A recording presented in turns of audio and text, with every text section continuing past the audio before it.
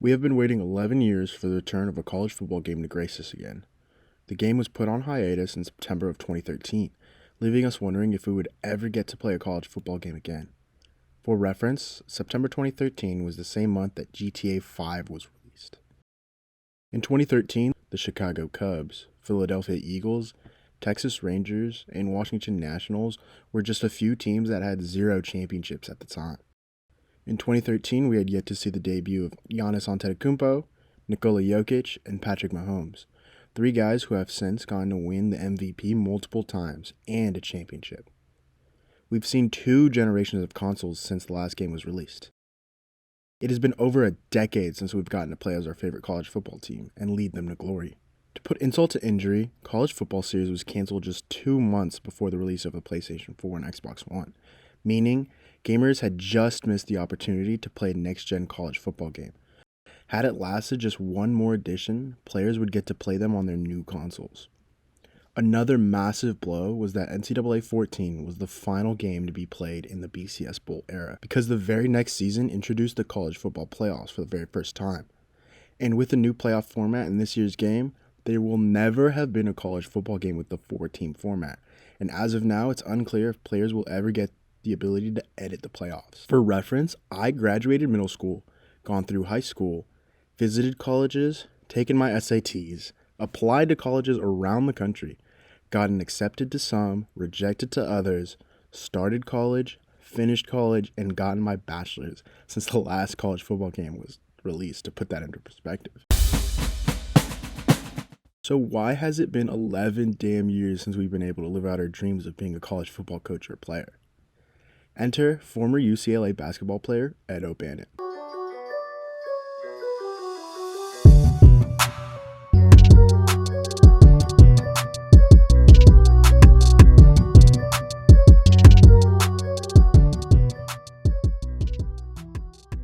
O'Bannon was a star small forward for the historic 1995 men's NCAA basketball championship team, coached by Jim Herrick, who only lost 1 road game all season to the Oregon Ducks.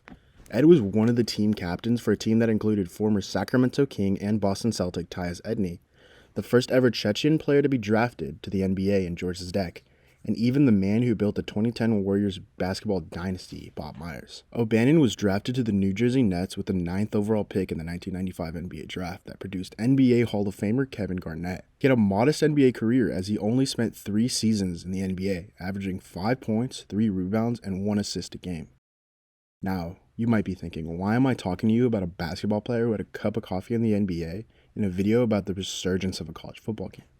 Well, in 2009, 14 years after O'Bannon graduated college, and half a decade after he left professional basketball as a whole, he was talking to a friend that had casually mentioned how O'Bannon was the best player in a new video game he had just bought. EA Sports' annual college basketball game, NCAA March Madness 08, a game that featured former Texas Longhorn basketball player and Speed's best friend, Kevin Durant, on the cover. O'Bannon hadn't been informed, or better yet, hadn't been paid to appear in the game, which confused him. After realizing, O'Bannon and his wife contacted lawyers and took advice from Matt Damon lookalike Sonny Vaccaro. O'Bannon was furious that neither him or anyone he knew who played college basketball made any money off the full-priced game EA was selling. And rightfully so. The NCAA was profiting billions of dollars out of selling their likeness to EA, while those who actually did the work were not allowed to profit off their hard work. In 2014, EA settled the lawsuit and were forced to pay $40 million to over 25,000 former players in a class action lawsuit that included the likes of Bill Russell and Oscar Robertson. Many people blame Ed O'Bannon for the game's cancellation, but that man has gotten too much hate. And if you or I were in his shoes, we'd do the same exact thing. Ed has even stated that he wouldn't have done anything if he knew the games would get canceled. He just wanted what was owed to him. To his credit, he is part of the reason college players are getting paid to be in this game. The reason for the game being stopped back in 2013 was the NCAA's greed and money-hungry leader. The NCAA did not want to play for their players' likenesses in the game due to them wanting to keep them as true quote-unquote amateurs and not pay them what they're worth.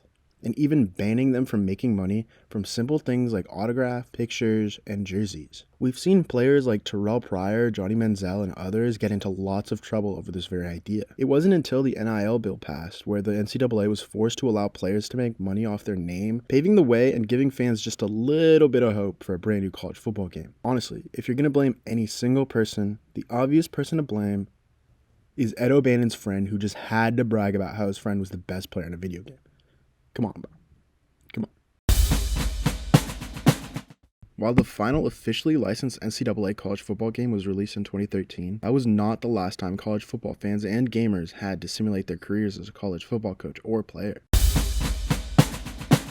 College Football Revamped was created by online video game modders in 2018 as an effort to add in new teams, jerseys, and presentation to the already existing NCAA 14 game itself. This absolutely breathed new life into the game and the community. They had a small team continually working on improving the game themselves. In 2021, everything changed. They created a new loading screen, new logo, presentations, and even a sleek new intro. They used their own free time and labor to help make the game faster, stronger, and even more sexy. Some of the further steps they made was to automate a 4-team and 8-team playoff for the user to create their own dynasty. College Football Coach for the PC started out as an app on Android and iOS that gave users the ability to become a college football coach on the go right on their phone. The game had custom schools, recruiting, schedule building, and a full-fledged Dynasty Mode. As time passed, the game grew and continually updated, allowing for users to use metadata to create real-life schools, coaches, and conferences. Overall, while not actually being able to play the games, but rather coaching and calling plays, the game was a fun way to spend a couple minutes a day playing on your phone in your free time. This was until the concept of this game was turned into a full-fledged PC game. Football Coach College Dynasty, created by Coach Apps and available on Steam for less than $10. The game has all the previous features included in iOS and Android versions, but adds a ton of new features. The game includes realignment, customizing player names and numbers, player awards, conference awards, coordinators, a full-fledged coaching carousel, and even NIL spending. In this game, you could take a 1-star team from the MAC and turn them into a 10-star Big Ten national champion powerhouse. Personally, as someone who does not own a copy of NCAA 14 and can't use Revamped, this game has taken away dozens of hours of my life, and those hours were well spent. I would describe this game as a football manager for college football. The college football gaming community did not die out with the cancellation of the game in 2013. As years down the line, after the initial cancellation, content creators were still putting out NCAA 14 Dynasty content regularly. Mr. Hurricane's Kalispell Warhawks YouTube series single-handedly started the trend of NCAA 14 YouTube Team Builder Dynasty series, a trend that I believe helped bring back the college football games in 2024. We had creators like Flemlo Raps pump out Rutgers Dynasty videos in 2017, Uncle Sam's Reject create Hawaii Tech back in 2020, and on May 31st, 2018, we had the most influential college football gaming series of all time begin, when University of Auburn alumni and YouTuber Not the Expert released, quote, the worst dynasty ever, with his very first UGF Panda video. UGF was my reintroduction to the NCAA video games, as I was not into college football as a kid when my older brother would play as Oregon on our shared Xbox 360. I will never forget the feeling I had when I first saw legends like Tom Adamo in the Adama Dome and BJ Hale take the field. The series single-handedly caused me to buy an Xbox 360 off of eBay and buy NCAA 13 because there was absolutely no way I was paying $200 for NCAA 14. On July 1st, 2021, the NCAA adopted an NIL policy allowing college athletes from any NCAA-sanctioned sport to earn money from their name, image, and likeness outside of school. This landmark policy was passed after years of legislation from California, Florida, Colorado, and more that prohibited colleges and organizations from punishing players for making money off their name. This legislation also came with the unspoken threat that colleges in these states could leave the NCAA as a whole. And with sports hotbeds like California, who has programs such as USC and Stanford, and Florida, who has UF, FSU, and the U in UCF, the NCAA saw that as a huge potential for loss of revenue. And when the NCAA sees anything that could hurt their own pocketbooks, they jump in and change things. In 2020, the NCAA officially announced that all 252 member schools will be adopting the NIL policy beginning during the 2021-2022 academic year. This meant that over 70,000 student athletes could finally make money off their stature and hard work without fear of losing playing time, money, and even worse, their own scholarship. Just look at former UCF punter and YouTuber Destroying, who was given the ultimatum of either continuing to punt for UCF or lose his scholarship for making money off YouTube. And he chose the correct decision of leaving UCF and continuing his flourishing YouTube career. This gave college football fans the hope that one day their beloved college football gaming series would return to its former glory. And then, on the glorious morning of February 2nd, 2021, the same week of the Super Bowl, the official EA Sports Twitter account tweeted those infamous 6 words, "For those who never stopped believing." And attached was a picture that simply stated, "College football is coming back." The following year was pretty silent in terms of college football news. Nothing more than maybe a leak or two that the game had college football revamp staff. The initial release date was set to be in the summer of 2023. However, EA announced that in a tweet, the release would be delayed until 2024, along with a picture of some initial graphics for the game. Many thought that an official release date commercial would play either during the New Year's Six Bowls of the college football playoff games, or most likely the national championship game. But that date came and went. Michigan destroyed the Washington Huskies, and Harbaugh was sent off in a blaze of glory. But no college football trailer left fans disappointed. Many people thought, hey, maybe they'll go all out and release a trailer during the Super Bowl. But the day came, the terrible game was played where the 49ers should have finally won the Super Bowl in my lifetime, and once again, crickets from EA. But the following week, on February 15th, the official announcement trailer was dropped on YouTube, announcing a release date of July 19th, with a July 16th release date for the deluxe edition of the game. This was followed by an official reveal trailer on May 17th, along with the cover release the day before announcing that Texas Jr. Quinn Ewers, Colorado Jr. Travis Hunter, and Michigan Sr. Donovan Edwards were the main cover athletes, while the deluxe edition included the uniforms of multiple teams, with some more predominantly showcased, such as Oregon, Ohio State, USC, and Clemson. Following all of the initial reveals and trailers, fans like you and I were wondering what the game would even look or play like. Was it going to be a massive disappointment? Was it going to be dull? And more importantly, was it just going to be a Madden reskin? Well, over the past few months, EA College Football's social accounts have been posting updates and reveal videos going through the different modes in the game, including Dynasty, Road to Glory, Ultimate Team, and Road to College Football Playoff.